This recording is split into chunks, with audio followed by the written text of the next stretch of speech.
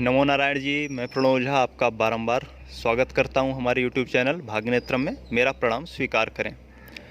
आज हम बात कर रहे हैं सूर्य ग्रहण जो कि 21 जून 2020 को पड़ रहा है।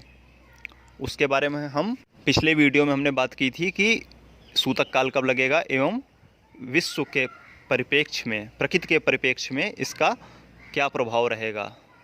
तो आज हम बात करेंगे कि भारत के परिप्रेक्ष्य में इसका क्या प्रभाव रहेगा। तो आपको एक बार फिर से मैं याद दिलाता चलूं कि यह ग्रहण जो है 21 जून 2020 को मिथुन राशि में लग रहा है। दो नक्षत्रों के बीच मृगशिरा एवं आर्द्रा नक्षत्रों पर लग रहा है। और इसका टाइम क्या है, तो बनारस के हिसाब से, काशी के हिसाब से इसका समय है सुबह 10:31 से दोपहर को 2:04 को।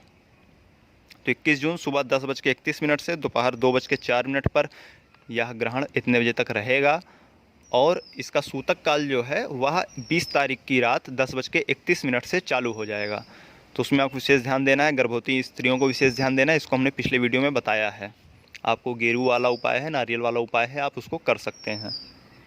कुछ खास नहीं है। गेरू का थोड़ा सा गेरू मार्केट से ले लीजिए, एक कटोरी में पानी में मिला के उसको गर्भवती स्त्री के पेट पर उसका लेप कर देना है और नाभि में भी लगा देना है। फिर वह सूख जाए तो एक बार ध्यान दे लीजिएगा कि पूरे पेट में लगा है कि नहीं लगा है।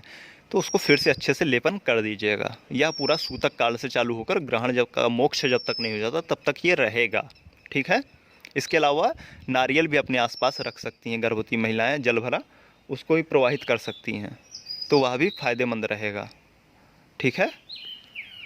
इसके अलावा अपनी हाइट का एक काला धागा भी आप ले सकती हैं, उसको काट के अपनी हाइट के बराबर और कहीं अपने आसपास जहाँ भी आप रहने वाली हैं वहाँ खूंटी पे आप टांग दीजिए। और ग्रहण गांठ मत लगाइएगा, ध्यान दीजिएगा। और ग्रहण समाप्त होने के पश्चात कोई नदी है, तालाब है तो उसमें प्रवाहित करवा दीजिए। नहीं है तो किसी पेड़ इत्यादि के नीचे आप उसे रख सकती हैं। इससे आपके बाल गोपाल की संतान की रक्षा होगी।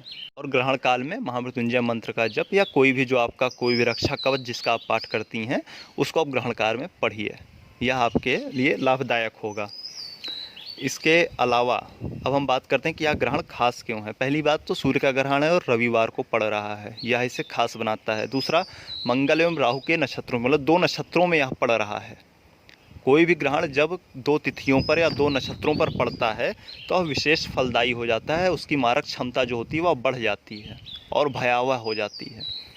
तो यह 2 नक्षत्रों पर, राहु एवं मंगल के नक्षत्रों पर पड़ रहा है, मतलब मृगशिरा व आर्द्रा नक्षत्र पर, तो इसलिए भी यह थोड़ा भयावह है।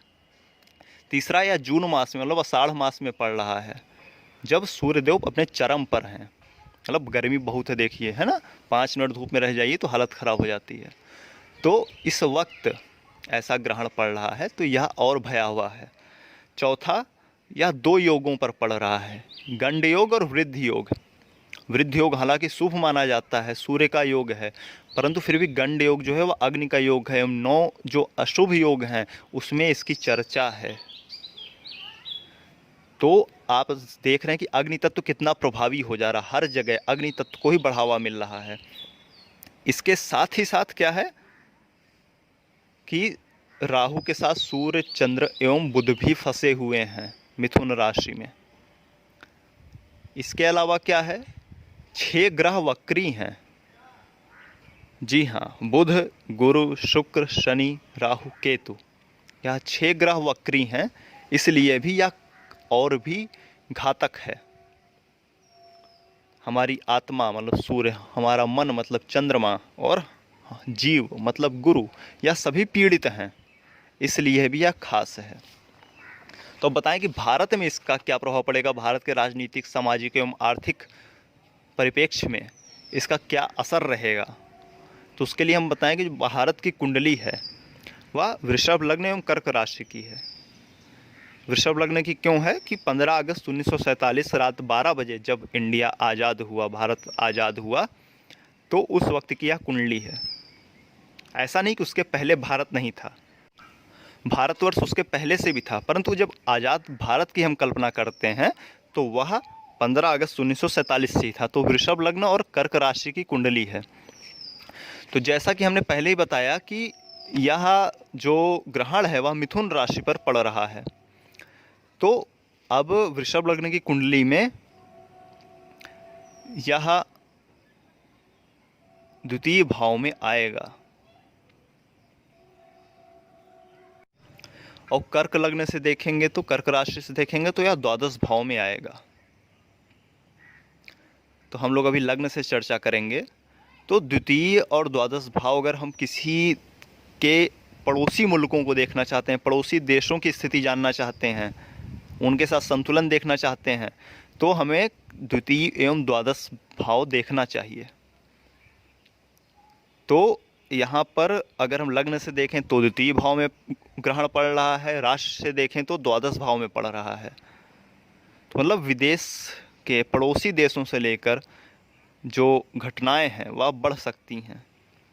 अब चूँकि राहु सूर्य एवं चंद्र दोनों को ग्रसित कर रहा है, बुध को भी ग्रसित कर रहा है, तो घटनाएं किस प्रकार की हो सकती हैं? राहु की माया फैलेगी। माया क्या होगी कि पड़ोसी मुल्क जो है, पड़ोसी देश जो है वह घुसपैठ, तो पड़ोसी मुल्क जो है, पड़ोसी देश जो है वह क्या करेगा? घुसपैठ करेगा, वह अप्रत्यक्ष रूप से हमला करेगा। वह राहु के प्रभाव में जो छद्म युद्ध एक तरह का छेड़ेगा, छोटी मोटी घटनाएं, है ना। इसके साथ ही द्वितीय भाव किस चीज़ का होता है? द्वितीय भाव होता है धन का, कुटुंब का, अर्थव्यवस्था का। तो यहाँ पर भी यह राहु है, सूर्य है, चंद्र है, बुध है। तो देखा जाए तो अर्थव्यवस्था के लिए बहुत खराब नहीं है। क्यों? क्योंकि एकादश भाव में मंगल का गोचर रहेगा। एकादश भाव में क्रूर ग्रह अच्छे होते हैं ना, तो मंगल बैठा है। और क्या है? और नवम भाव में कौन है?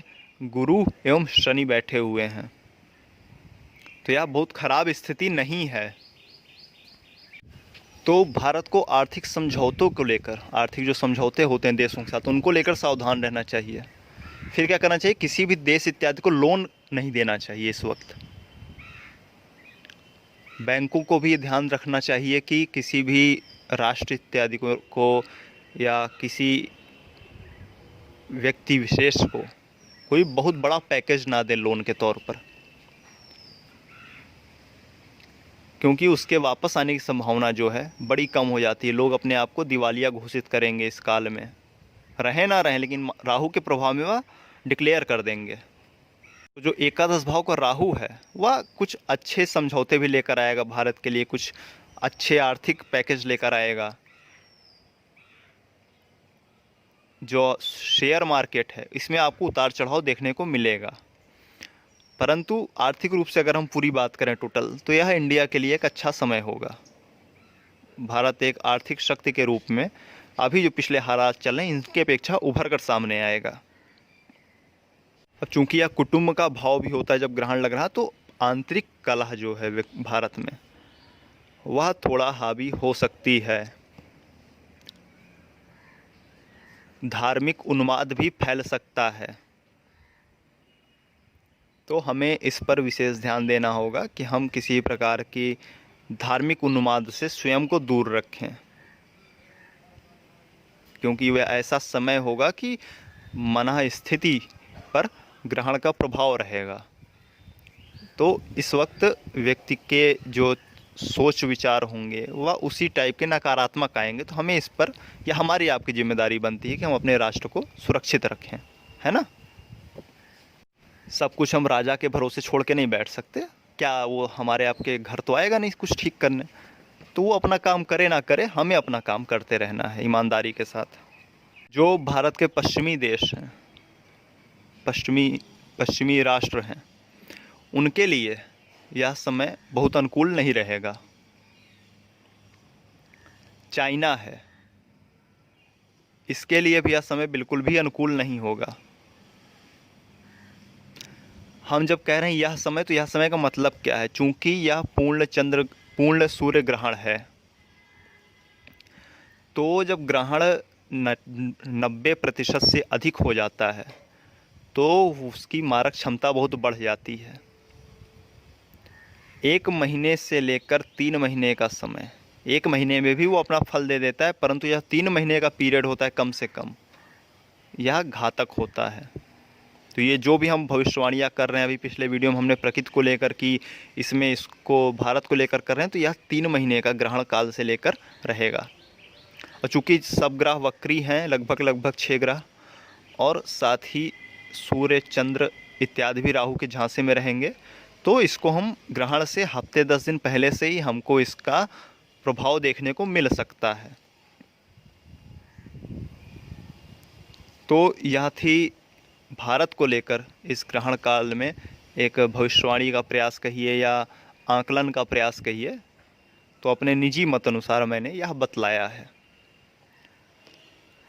हम जल्द ही और वीडियोस ला रहे हैं कि किन राशि वालों को ग्रहण में क्या करना चाहिए या क्या सावधानी बरतनी चाहिए या कौन से कार्य करने चाहिए, कौन से नहीं करने चाहिए। इस पे हम पूरा प्लेलिस्ट एक अलग से रहेगा हमारे वीडियो में, तो उस पर आप जाके देख सकते हैं। जिन्होंने भी चैनल को सब्सक्राइब नहीं किया है वह अवश्य सब्सक्राइब कर लें, बेल आइकन पर क्लिक कर दें, ताकि हमारे आगे आने वाले जो वीडियोज़ हैं वह आपको लगातार मिलते रहें। इसे अधिक से अधिक अपने मित्रों इत्यादि में शेयर करिए, ताकि ज्ञान का प्रचार प्रसार हो, किसी प्रकार की पब्लिक में अफवाह ना फैले। इसमें हमें भी अपना सहयोग करना है। तो अब हमें अनुमति दें, खोज करें, अनुभव करें और आनंद को प्राप्त हो जाएं। लाइक करें, शेयर करें और सब्सक्राइब करके जुड़ जाएं। श्री राधे।